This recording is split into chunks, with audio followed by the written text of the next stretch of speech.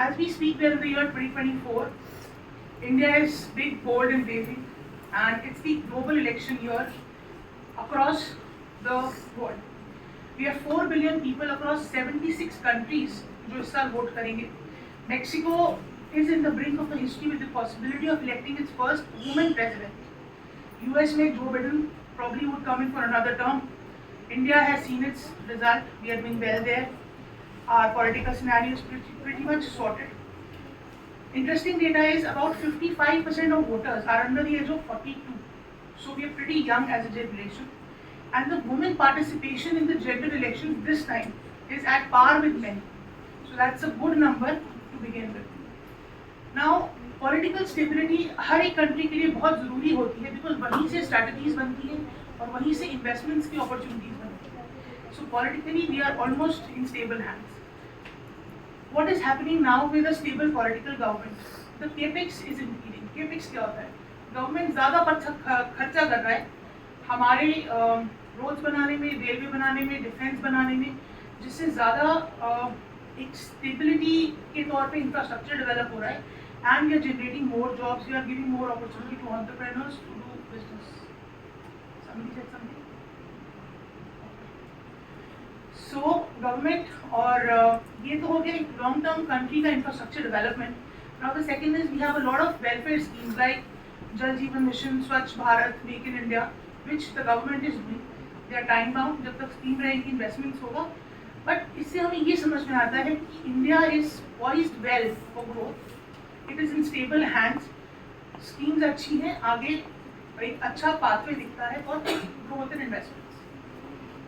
अब इससे हुआ क्या है? इससे हुआ ये है कि हमारा गोल्ड ले लो, सिल्वर ले लो, इक्विटी मार्केट ले लो, रियल एस्टेट ले लो, हर चीज़ is at an all time high. There is money coming in. लोग कोविड के बाद बहुत ज़्यादा फाइनेंशियल लिटरेट हो गए हैं और सबको समझ में आ गया है कि पैसा कमाना है. So there is a lot of money which is moving from which is exchanging hands. Bank से निकल के पैसा रियल एस्टेट में जा रहा है, एफडी में जा रहा है, गोल्ड में जा रहा है. So the bottom line is, अगर मैं आपसे बोलूँ कि पिछले 6 महीने में, मतलब इलेक्शन से 6 महीने पहले, जस्ट कुछ एक आइडिया है कि कितना पैसा सिर्फ इक्विटी मार्केट्स में जा रहा है. अभी आई am not taking real estate, gold वगैरह कुछ नहीं. Only in 6 months, only in equity market. Any guesses, any bit? Just a big number, whatever you feel. 9 lakh crore only in 6 months pre election. तो लोग इतने पॉजिटिव हैं, इतने बुलिश हैं on this economy. एक फाउंडर है ब्रोकरेज कंपनी की, it's a renowned brokerage company. He says investors have made profits of ₹50,000 crores only in the last 4 years, specifically in the last 4 years, and out of which 1 lakh crore is still not booked. It is still in their books. उनके account में रखा है. Profit हुआ है 100 का, 200 हो गया, निकाला नहीं. So can you imagine these big numbers? The ratio which was about 25-30% कि लोग इक्विटी में इन्वेस्ट करते थे has now grown to 53%. So that is how India is changing, spending habits is changing, and overall the एक conducive environment बन रहा है to make investments. अब ये सब चीज़ें हो गई. अब आप लोग बोलोगे हमें क्या करना है? अच्छा दिख रहा है इंडिया, बहुत पैसा आ रहा है, बहुत पैसा बन रहा है, हमें क्या करना है? So what's in it for us? हमारे लिए क्या करना है? हमें पार्टिसिपेट करना है. We have to be a part of the story. We cannot miss this ride. अभी हम क्या करेंगे? हम नया बिजनेस शुरू करेंगे तो भी हम इसका हिस्सा बनेंगे. हम इसमें इन्वेस्ट करेंगे तो भी हम हिस्सा बनेंगे. But we have to participate. We cannot sit by the side and just watch the economy grow. We have to participate, make money for ourselves and be independent. That's most important. तो हमें क्या करना है? ये सब जो मैंने numbers दिए हैं, हमें इसमें हिस्सा लेना है. हमें इसमें अपनी भागीदारी बढ़ानी है. बिल्कुल basic. So this brings me to my next point. So this is how India looks like as an investment opportunity. हमें क्या करना है? हमें पार्टिसिपेट करना है. अब सवाल आता है करना कैसे है? So I want to ask you, what do you understand about financial literacy? Anyway.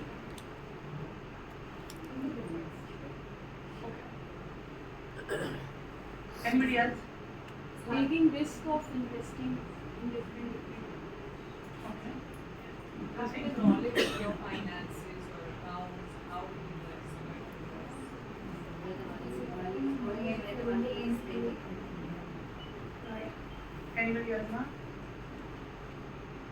मैंने क्या करा है, ट्रेडिशनल डेफिनेशन से मैं थोड़ा सा डिविएट करा है, बिकॉज इज अ रीजन। अभी क्या हो गया पोस्ट कोविड के बाद, सब वॉरेन बफेट है या सब राकेश जुम्मन है, सुबह उठती है पहला मैसेज मार्केट क्या लगता है आज गिरेगा बढ़ेगा, अच्छा बढ़ेगा तो कल भी बढ़ेगा कि कल गिरेगा। So you know the conversation has change. You see kids where you invest bitcoin, oh great. So you know that's what the scenario is. तो इन सब को देखते हुए मैंने थोड़ा सा फिनेंशियल लिटरेसी की डेफिनेशन को ट्वीक करा है for two things. One is financial literacy and awareness in general. Second step is specifically for women entrepreneurs, because we have a set of audience which have their own businesses and they are managing it. So to my mind, physical literacy क्या होती है? That is awareness about money leading to better financial management. What is financial management? It is merely the ability to understand the financial implications of whatever we do. हम क्या होता है जब हम literacy की बात करते हैं ना, तो हम सीमित हो जाते हैं। हमने इन्वेस्टमेंट करा तो फाइनेंशियल लिटरेसी में आ गया, फाइनेंशियल इंस्ट्रूमेंट में आ गया, हमने सेविंग करा, बट बिजनेस चलाना और उसके बिजनेस को मैनेज करना भी फाइनेंशियल लिटरेसी का ही हिस्सा है, फाइनेंशियल मैनेजमेंट का ही हिस्सा है। So every action that we take in a life, irrespective of it's a business decision or a personal decision, will have a financial implication. उसका पैसे में कहीं ना कहीं नफा नुकसान तो होगा ही होगा। सो फाइनेंशियल लिटरेसी मतलब फाइनेंस की जागरूकता आपको लेके जाएगी उस मैनेजमेंट की तरफ, which will help you to understand कि मेरा ये एक्शन आज से 10 साल बाद, 15 साल बाद, 20 साल बाद मुझे क्या फाइनेंशियल इम्प्लीकेशन देगा। गुड और bad is different. We can predict 20 years sitting here in a conference hall. So good or bad is different, but every action will have a equal and opposite reaction. Understood? ये तो सबको पता है। So every action को जब मैं monetarily evaluate कर लेती हूँ, that is what is financial management, which will come from financial literacy. पढ़ेंगे ही नहीं तो ग्राफ कैसे बनाएंगे? So that's what the thing is. अब इसको मैंने दो पार्ट्स में डिवाइड करा है। बिल्कुल पहले लाइफ को ले लेते हैं। To my mind, financial risk जो हमको सबको समझना चाहिए, it is financial literacy is nothing but risk management.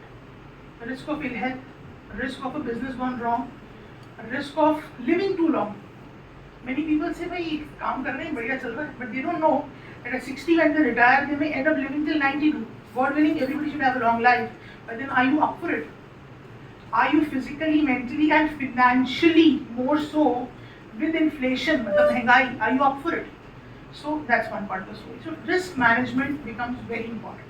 It could be anything. हमें क्या लगता है नौकरी शुरू करिए, एक घर बन गया, एक LIC की पॉलिसी ले ली, 2 बच्चों के लिए होम लोन ले लेंगे या एक एजुकेशन लोन ले लेंगे, वो पढ़ाई कर लेंगे, and we are financially sorted. No. What is most important is that if all of us are actively working, the moment we stop actively working, वो पैसा कहाँ से आने वाला है? Because lifestyle तो कम नहीं होने वाला। एप्पल तो सबको चाहिए, that's a duh thing, मतलब needed। नया क्या है? अभी एयरफेयर तो भी बॉम्बे जाना है तो अभी ट्रेन को क्या देखेंगे, we go by flight only। So it's a given thing। So lifestyle you can't tweak changes। Business, just to share with you, पहले जब कोई बिजनेस खुलता था पहले के ज़माने में, it used to have a normal एक longevity of business हम जिसको बोलते हैं business life, 65 years। Fast forward today, a business longevity is about 18 years. So you understand how rapidly the dynamics have changed. जो पहले 65-100 साल तक business चलता था, I'm sure Isha will relate to it, she comes from business family. पुश्तैनी business, अभी पुश्तैनी रह नहीं गए, because you don't really know कि एक जनरेशन से दूसरे जनरेशन में आते आते अगर आपने अपने आप को अडेप्ट नहीं करा, अपस्किल नहीं करा, चेंज नहीं करा, so your business may become irrelevant. So आप जो सोच के शुरू करा है कि मैं करूँगा, मेरा बेटा करेगा, मेरा पोता या पोती करेगी, तो by the time your grandchildren comes in the picture, you may not have anything, they may not have any juice left in the business. They may have to completely change it. How Nokia is gone completely, Samsung series, I mean there are n number of examples. So you have to understand that what is giving you comfort or growth today may not exist tomorrow, but your lifestyle, your inflation, everything will continue to remain same. So that's most important. So one is हम normally कैसे save करते हैं। आज अगर मैं किसी से पूछूं कि आपके लिए पैसे की बचत करना या निवेश करना क्या है? What it is? Anybody can answer. आप कुछ बोल रहे थे ना? नोबडी। जिसने हाथ उठाया था हम सेविंग करते हैं वो कहाँ गए? कहाँ पे सेविंग हो रही है? ओके, तो चलो हम स्टार्ट करते हैं। पहले क्या होता था, घर दादी के ज़माने में चावल के डब्बे में पैसे मिलते थे, चद्दर के नीचे मिलते थे, गद्दे के नीचे मिलते थे, ऐसी गड्डियाँ निकलती थी कि भाई हमने तो पैसा अलग कर दिया, पैसा save. Gone are the days, because जब भी वो पैसा बाहर निकलेगा ना, तो अगर 10,000 निकलेगा तो उसकी वैल्यू 5,000 या 7,000 या कुछ भी रह गई होगी, इतनी महंगाई हो गई, इन्फ्लेशन। फिर एक अगला लेवल आया कि अब खाते में रख दो। आई एम श्योर आप गाँव जाते होंगे, आप बोलते होंगे खाते खोलो, खाते में पैसे डालो, अपने पास नहीं रहेगा, खाते में बढ़ेगा, 3% बढ़ेगा। महंगाई 10% से ऊपर की बढ़ रही है, क्या मिलेगा? 100 रुपये लेने जाएगा, कुछ नहीं आएगा। फिर एक ज़माना आया कि चलो FD करवाते हैं, LIC करवाते हैं, again 6-7%। So now we have to be smart enough that if we are spending money on gadgets, जहाँ से हमें कोई ग्रोथ नहीं मिल रही है, we cannot keep money in चावल का डब्बा, bank accounts, fix deposits, LIC. That is the biggest risk. हम बोलते हैं स्टॉक मार्केट में रिस्क है, मैं बोलती हूँ नहीं है, रिलायंस कल डूबने नहीं वाला है। I mean, disclaimer है, it's not a stock name, but I'm saying any stock will not go defunct tomorrow. But ये पैसा जो ग्रो नहीं कर रहा है, ये तो सबसे बड़ा रिस्क है, क्योंकि ये तो डीग्रो कर रहा है, आपके कैपिटल को भी लेके जाएगा, आपकी परचेजिंग पावर को भी लेके जाएगा। आप आज जो चीज़ 100 रुपये में खरीद सकते हो, आप 5 साल बाद 100 रुपये में नहीं खरीद पाओगे। तो अगर 100 को बढ़ाओगे नहीं तो वैसे ही दिक्कत में आ जाओगे। सो फॉर अ लेमैन और for a normal audience, so for a normal audience 2-3 चीज़ें बहुत ज़रूरी हैं। हमें निवेश करना है जो हमारे पैसे को बढ़ाए, महंगाई से ज़्यादा बढ़ाए। इंडिया की ग्रोथ स्टोरी अच्छी है, आप अपने हिसाब से चुन लो, डोंट कॉम्प्लिकेट थिंग्स। आप जिस कार में घूमते हो उसका स्टॉक खरीद लो, जो टूथपेस्ट यूज़ करते हो उसको ले लो, मैगी खाते हो उसका स्टॉक ले लो, घर का पेंट करवाते हो उसका स्टॉक ले लो, टाइलें लगती होंगी सबके घर में, उसका स्टॉक ले लो। हमको कॉम्प्लिकेट नहीं करना है, क्या करना है, कुछ बहुत बड़ा सा, कुछ अद्भुत नहीं करना है। सिंपल सिंपल काम करो, सिंपल चीज़ें दिखती है, ये बिकता है, ये ले लो, पैसा बन जाएगा। सो this is for a normal investor, जिसमें कि बहुत ज़्यादा हमें परेशान नहीं होना, लाइफ को सिंपल रखना है। Okay, now just I wrap it up and the most important question to all the women entrepreneurs sitting here. सबने अच्छा बोला, बहुत अच्छा लगा। स्किल सेट होना चाहिए, माइंड सेट होना चाहिए, ग्रोथ होनी चाहिए, आइडिया में भिड़ जाओ, लग जाओ, सब चीज़ें very nice. I have a different question. हम जितने सक्सेसफुल स्टार्टअप देखते हैं उससे 5 गुना अनसक्सेसफुल स्टार्टअप्स होते हैं। एंड स्टार्टअप बिजनेस मेरे लिए तो सेम है, वो बेचारा भी बिजनेस कर रहा है, स्टार्टअप वाला भी बिजनेस कर रहा है। Everybody has stepped out to make money. Why do businesses fail? I want to know from you, what do you think? अधिकतर बिजनेस फेल इसलिए कर जाते हैं क्योंकि उनकी प्रॉपर प्लानिंग नहीं होती। वो टर्नओवर और रेवेन्यू पे फोकस करते हैं बजाय प्रॉफिट मेकिंग के। So I think one of the reason is कि प्रॉफिट ना बना के वो रेवेन्यू पे फोकस करते हैं। तो प्रॉफिट और रेवेन्यू में क्या डिफरेंस है? अब जैसे टर्नओवर की हम बात करें तो बहुत सी कंपनी, जैसे मामा अर्थ का एग्जांपल लेती है कि it's a $1 billion turnover company, but I think उनका 500 से 600 करोड़ लॉस पे चल रही है वो, which I think in longer run अगर वो लोग उस पर फोकस नहीं करते हैं तो it's a very risky thing कि अगर वो इतनी लॉस मेकिंग कंपनी को चला रहे हैं तो वो सैलरीज और जो उनके खर्चे हैं उसको कैसे बेयर करेंगे।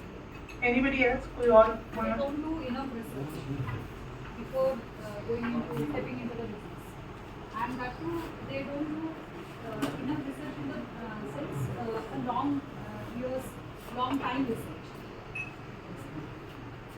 I think the failure to adapt and understand the market with regards to what you're doing, and that has a big financial aspect as well. कि जब आप अडेप्ट करेंगे तो उसमें आपको ये दिमाग लगाना पड़ेगा कि पैसा लगाना कहाँ है अब, और मतलब मेरे ही अगर इंस्टीट्यूट के डिफरेंट वर्टिकल्स हैं, where is it that I need to invest more, what is giving me how much money, does it even is it giving me that kind of revenue for me to be able to invest in that? So these adaptability and then being able to invest in your business according? So I think I mean, most of what you all. अच्छा. I think because of मैंने भी बहुत try किया है दूसरे, हम उसको time नहीं देते हैं. Like we are try to profit हमको जल्दी हो जाए. हम ये नहीं ट्राई करते कि हम थोड़ा और टाइम दें, क्योंकि चाहे वो कस्टमर बनाना हो या कोई भी बिजनेस आप करते हो, तो ऐसा नहीं है कि आप ग्राउंड में आए और आप अच्छा अपना टर्नओवर कर लोगे या फिर आपको अच्छी मतलब अच्छे पैसे मिलने लग जाएंगे. आपको ज़्यादा टाइम देना पड़ेगा, और वो 1 साल में नहीं, कभी 5 साल भी लग सकता है, 10 साल भी लग सकता है. तो you must be continue on your business. तो अगर आप लोगों ने चारों स्पीकर्स की बात सुनी हो, and if I dig deeper into the onions, अगर मैं थोड़ा और गहराई में जाऊँ, मेघल ने सबसे पहले बोला कि हमको रेवेन्यू पे नहीं प्रॉफिट पे देखना चाहिए. 1000 करोड़ का बिजनेस कर रहे हो पर खाते में कितना पैसा आ रहा है, what is the PAT, profit कितना है. मैम ने ये बोला हम ड्यू डिलिजेंस नहीं करते. Obviously due diligence will also have a cost. कहीं से आप डेटा लोगे या सर्वे करोगे, so again money. As Isha said, adaptability has a cost. So you need to decide. Concept है ROTI, return on time invested. So time हो या money हो, खर्चा तो लगता ही है. तो देखना है कि इज इट वर्थ इट, और if I don't do it will the losses be worth it. So again finance, as you said, बहुत जल्दी जब बिजनेस हम करते हैं तो हमारा मन क्या होता है, बस अभी आज हमने 20 डाला है, कल हमको 10 आम चाहिए, परसों 20 चाहिए. कंपाउंडिंग इफेक्ट, 1 साल में तो हम बिल्कुल अंबानी बन जाएंगे. Again disclaimer, no names. So finance is the crux of it all. Financial management, every unit is responsible in a business to take decisions cumulatively. इकट्ठे होके, आपके पास 2 का स्टाफ हो, आपके पास 200 का स्टाफ हो, it does not matter. Cumulatively वो जो decisions लेंगे, that has to happen in a manner कि वो आपकी कंपनी को financially benefit करें. Startups के लिए ये चीज़ और भी क्यों ज़रूरी है, because bigger institutions, उनके पास access to resources हैं, उनके पास backing है. Startup में जीरो थोड़े कम होते हैं, बड़े बिजनेस जैसे जीरो नहीं होते, बट मेहनत और एफर्ट और चैलेंजेस उतने ही होते हैं. So in small businesses financial management is all the more important, relevant and a non negotiable. Women entrepreneur हो, मैन हो, कोई भी हो, you can not ignore the finance part. So it is all the more relevant कि हमारा business करने का जज्बा जितना है, फाइनेंस को मैनेजमेंट का जज्बा उससे डबल होना चाहिए. हमने स्टार्टअप तो करा, हम सोसाइटी में परिवर्तन लाएंगे, बट पैसा ही नहीं होगा तो परिवर्तन चलेगा कितना. You have to sustain your business, only then can you develop something else. You can't develop and then run for funding.